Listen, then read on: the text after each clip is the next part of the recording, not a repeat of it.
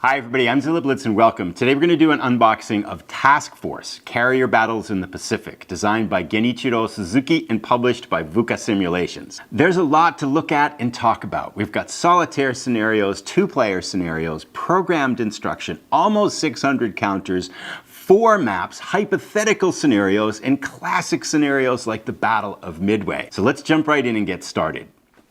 Before we start out on this one, I do want to say that the very first war game that I played ever was Avalon Hill's Midway. It was a hand-me-down from my brother. I played that to death, so I have a special affinity for Pacific air-sea combat games. So I'm very excited to try this one and learn this one because of kind of my history with that. That Avalon Hill's Midway was the game that I fell in love with wargaming with. It was just a magnificent experience. So let's take a look at some of the general characteristics here. Game meter says complexity is a 5, and that feels about right. I think nothing seems super hard, and the rules aren't super long, as we shall see.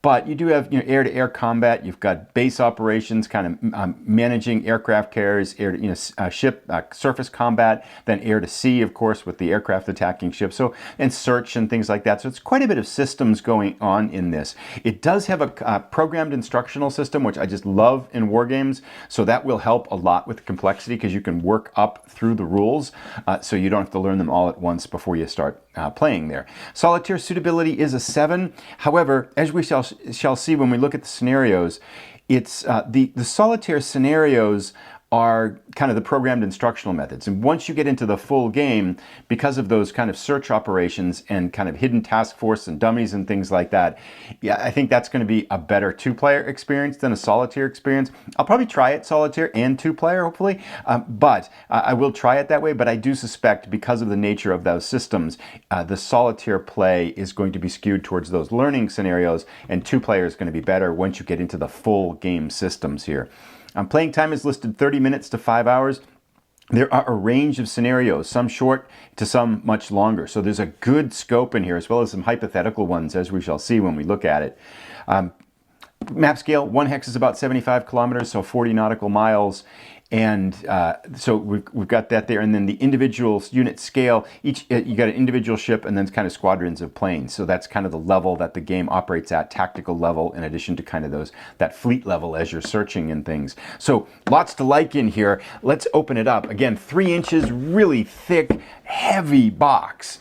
This has got tons of stuff in it here. Rulebook, let's start out with that. We've got 20 pages.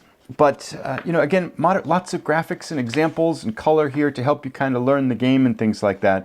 And lots of really neat kind of systems in here. And I think it's worth mentioning as well a little bit about how the air search systems work. So you've got systems in here for kind of all kinds of things, managing carriers and readying planes after they're flying, and surface combat, air-to-sea combat, all of those kinds of things. But the thing that interests me most here, because it's not a double-blind game, you're going to be able to see the map with your opponent's units on it. What you do is, in most scenarios, seem to have 12 fleets that are out there, but many of those can be dummy fleets. And so then you're going to be kind of conducting searches with your search aircraft, and that can give you kind of like a misdirected result or an accurate result, or kind of a dummy result there that you can kind of make up the results on. There are 3 different types here. We've got a no contact, then we've got misdirect, and we've got detected. So you're going to have kind of an ambiguity of search results that's going to lead you to kind of make those really tough decisions that happened in World War II when they'd get search results and they weren't quite sure whether they were reliable or not. So I'm really interested to see how this hunt and search system plays out. And you've got all of the different considerations there. Like if we search here, they're going to know where our task for. Do we commit to something we're not 100% certain of? So all of those fun things that come, I think, in these games that kind of ratchet up the tension look like they're built in with this system. So I'm really kind of curious to see how that works. But yeah, I've looked through the rules. They seem very straightforward. Seems pretty clear so far from what I can see. And so there are those things there. And now let's take a look at the scenario book. I think there's a lot to look at in this here. This is 27, 28 pages, including the back cover. And I just want to kind of walk through the scenarios here. Most scenarios seem to be 2 days, as we'll take a look at the time marker here. Some of them are much shorter, like this attack on Pearl Harbor. In this attack on Pearl Harbor, the very first one is your first scenario. That's a one-player tutorial, basically kind of leading you through air to sea combat. And up here it tells under how to play, it says these rules are needed to play. So you need to read these 5 sections of the rules, and that's it, and then you're ready to play the scenario. So I love programmed instruction. As kind of an educational background, I love to see this in games because I always find it, why make someone learn all of the rules before you get them playing the game, right? Have them learn a chunk of the rules, get them playing the game. It makes it more fun, makes it more enjoyable. And it also makes it so much easier to learn a game. Scenario 2 is the sinking of Prince Wales on the Repulse, December 10th, 1941. And this one here, again, you add some more rules into it, and then you can play that scenario. Scenario 3, Battle of the Java Sea, is another tutorial, again, listed as one player. All the first 3 scenarios are listed as one player. Then it says how to play. These rules are needed, the same rules for Scenario 2, and then you fold in a couple more rules, and you play. And then now, finally, as you get up to Scenario 4, this one is listed as a fictional tutorial scenario. It's carrier versus carrier, but you're last arriving at a proper competitive 2-player war game. So here you're going to gain familiarity with the rules. It's a relatively simple scenario, but it's got all the rules that you need. And then we go into Scenario 5, where you hit the real meat of the game. So you're going to have this kind of 4-scenario experience to kind of learn the game. Then we get into Scenario 5. And just to kind of give you a taste of what's here, I'll just go quickly through them. Battle of Coral Sea is number 5. Battle of Midway, listed as beginner for 2 players. Then we get Scenario 7. I skipped over it. Here we go. Battle of the Eastern Solomons is Scenario 7. Combined Fleet versus Pacific Fleet. This is a fictional one, which looks really fun. So they kind of embrace the hypothetical in here. And many of the scenarios have special rules and optional rules that you can add in. So you can, the designer encourages you to play with the game and change things up and add in some different kind of hypothetical possibilities to make the scenarios kind of fit what you want them to be. Scenario 9 is an Indian Ocean raid. It's another fictional scenario. And then we get to Scenario 10 is the Battle of the Santa Cruz Islands and the second naval battle of Guadalcanal. This is a linked scenario set, which I think is really fun. So you play the first scenario, the Battle of Santa Cruz Islands, and then depending on the results of that one, that determines your order of battle for the second scenario. So that's cool. So you've got a little bit of a kind of a mini campaign game in there. Scenario 11 is the Solomon Islands, and then Scenario 12 is basically not a scenario, but it's just kind of instructions and guidance if you want to use the units in here. And there's a lot of units, as we'll see momentarily, to kind of build and create your own scenarios. There's optional rules for, here are some of the optional rules that you can fold in and add into the game as well. And then strategy and tactics. This section is really interesting, giving you some thoughts on not just how to play the game, but how to play the game well. And they're designed for each scenario as well. So there's basic tactics here. And then you've got the individual tactics for some of the scenarios that you can kind of take a look at, so you don't have to kind of jump into them blind. You're going to have a little bit of guidance to figure out how to play it. So really feel like they've cut no corners here with both the rulebook, the scenario, the learning sequence, and how to guide someone through enjoying this game in its fullest here. All right. Here we go. This is our, so again, we see first day, second day. This is our turn marker here, basically our turn track record. And so it starts at night, and the night hour turns are longer, about 3 hours each. And then we get to the day turns, which are an hour and a half, each day carved up into about 12 hours, into, well, 12 turns. And then we get 24 turns back there. And most scenarios, again, seem to be 22 turns, where you skip the night phase at the end, or all the way through for 24. And it has a little, kind of a little sequence of play here leading you through, as well as kind of some of the other elements that you might need to know, things that can go on in these parts of the day here. So really nice. It's one-sided, really small and tiny, but it works really well. Now we have 2 dice, 1 blue and 1 red, 6-sided. And now we get our counter sheets. There are 6 of them, sorry, and they are gorgeous. Absolutely beautiful. I really like here too. So each of the the counters has, the ship counters has the English name on them and then the Japanese name on them as well, which is really neat to see. We're looking at now, most of the top half of the counter sheets, and I'll show close-ups on these too, are the ship counters, and the bottom half are the various kind of markers that you're going to be using in addition to the plane counters. All of them are two-sided. Both squadrons and ships have kind of a damaged, reduced state as well, so there's a two-step system for them. And so here we have our search counters that kind of you're going to be using to kind of conduct searches and determine results. And if we flip those over, we can see the results that we're going to be getting for the search, like detected, misdirect, and kind of things to create that kind of fog of war.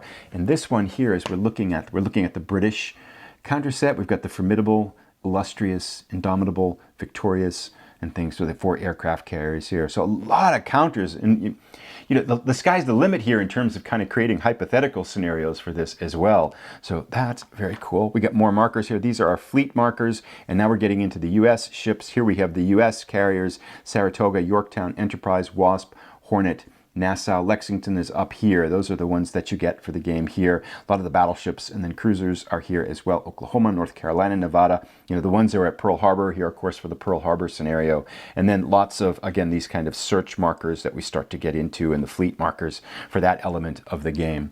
Now we get more. These are U.S. cruisers that we're looking up here, and destroyer flotillas. I think the destroyers are 2 ships rather than a single ship. More markers down in here, kind of getting at different things like critical damage, Midway kind of markers, emergency repairs, withdraw for when a ship is damaged. There's special rules for that, how you can escort a damaged ship out of the battle. So yeah, we got the cruisers here, U.S. cruisers. Now we come to the Japanese units, and here we start right in, and we can also get into the planes too. So these are British planes, then we get the US planes. We've got the F-4F, a bunch of fighters and dive bombers and torpedo bombers here, and Japanese carriers: Akagi, Hiryu, Kaga, Shokaku, Soryu, Zuikaku, Hyo. Oh, there's a ton of them. Really cool. So we go on to, and the counters are just gorgeous here too, with the color and the detail on them. And the Japanese names just add such a nice touch to them too. More Japanese counters here, more Japanese ships. We got the cruisers, again, US planes. We start to get into Japanese planes, Kate and the Vals and the Zeros, of course, appearing quite a bit. We got lots of cruisers here. I did see, yes, here's the Yamato, Yamashiro. Is Musashi here? I thought it was. I thought I saw it somewhere. Yeah, here it is. We should pull that one out too.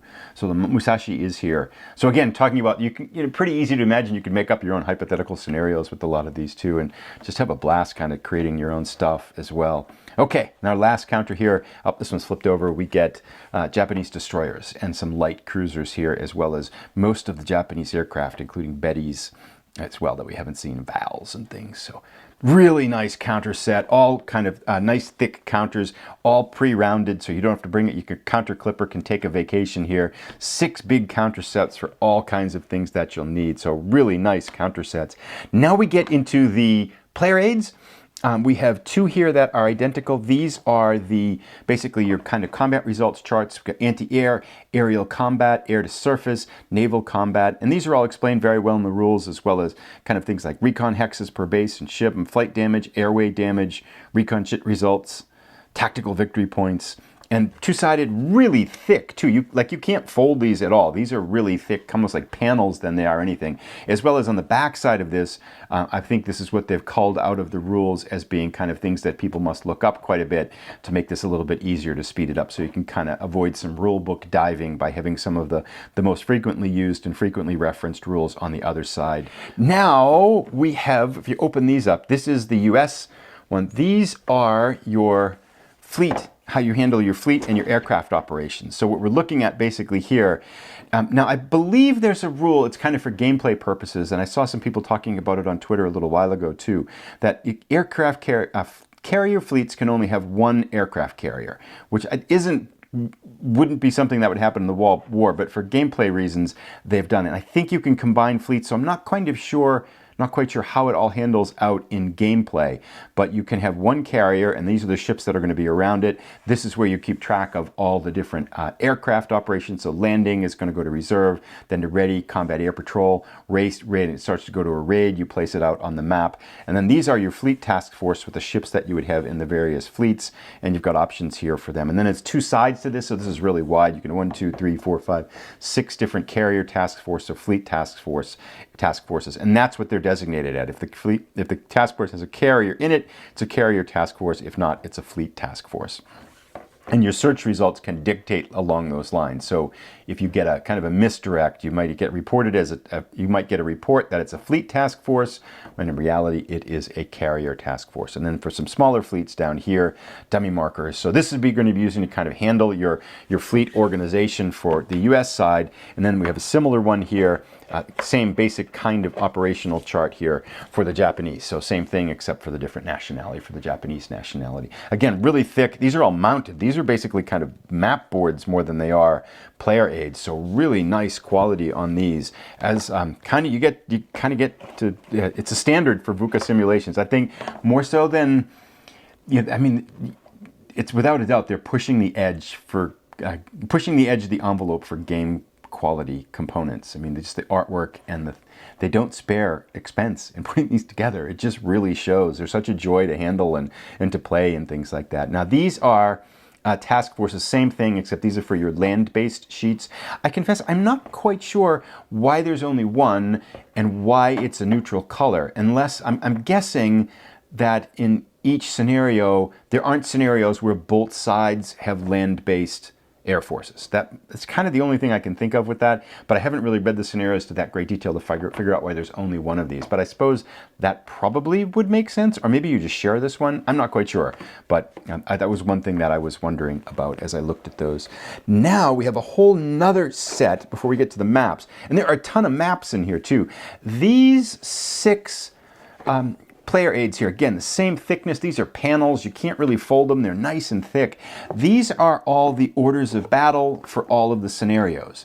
So basically when you're setting up, I mean, again, this is kind of that touch that I think is really nice with their components, is that instead of kind of looking at a list of, counters or something like that on a piece of paper and you kind of have to go hunt for them, you get the visual representation. You can drop it right down in here. So you're going to be able to set up everything for your game just by looking at this and pulling them all. So I mean, talk about speeding up the gameplay setup and some information to help just kind of create a smoother transition from rulebook to I'm playing the game. I really like these types of scenario cards.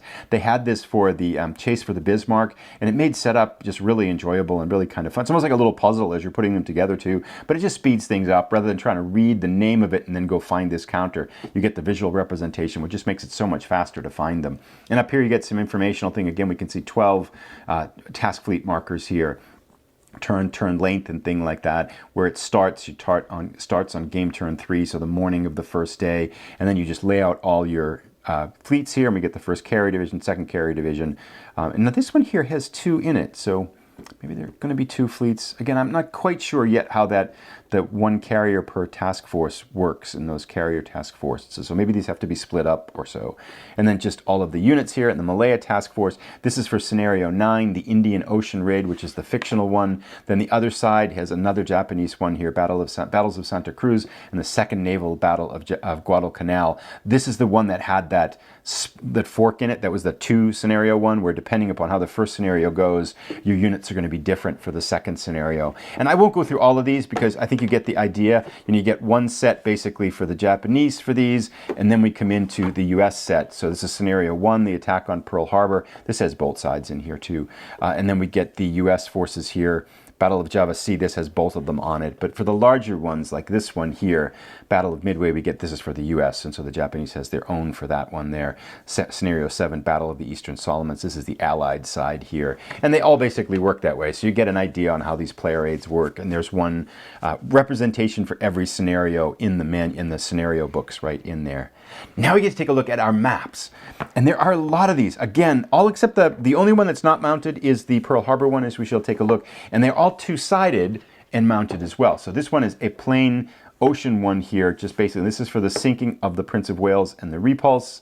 And then we flip it over, And we get, so these must, I think, starting positions for some units. This is the Battle of Java Sea. So this is the map for this one. And they're all small. I'm going to guess this is almost probably 11 by 17 for this one. So a lot of these scenarios, I mean, you will have your kind of your naval bases, your carriers and your fleet things. So there's going to be other components in addition to the map. But still, it looks like it's going to be a game that has a fairly reasonable footprint. You know, if you need that fleet organization player aid, and then the map, and then another fleet organization player aid, you know, you're really not talking too much space here to play the games, which would be nice. So it's not going to be a super one that takes a lot of table space to play, so I wouldn't worry about that. Here is the only one this is single-sided. This is the only one that is not mounted. This is for the very first scenario, the Pearl Harbor one, which has unique placements for the various ships that are going to be attacked by the Japanese Air Force in the battle here. So we can Tennessee, Arizona, the ship placements here. This one's, it's a vinyl type of durable kind of cards, paper stock, it looks like. That's the only one that isn't mounted. Now, some of these maps are bigger, as we shall see. This one here is the Battle of Coral Sea. So we get some land masses in it here, get New Britain, New Guinea down over here, and then a lot of the islands and that are listed up in here. And so this is going to be, again, for that Battle of the Coral Sea, where you've got restrictions due to the islands, where you can go and where you cannot go. The flip over the side of it here, and we get, this is Combined Fleet versus Pacific Fleet, that hypothetical one that has a lot of the undamaged ships kind of going at each other for this one. So this one seems like it'd be a really fun one to play as well. This is all ocean, except these are going to be used, I think, for your starting positions on it.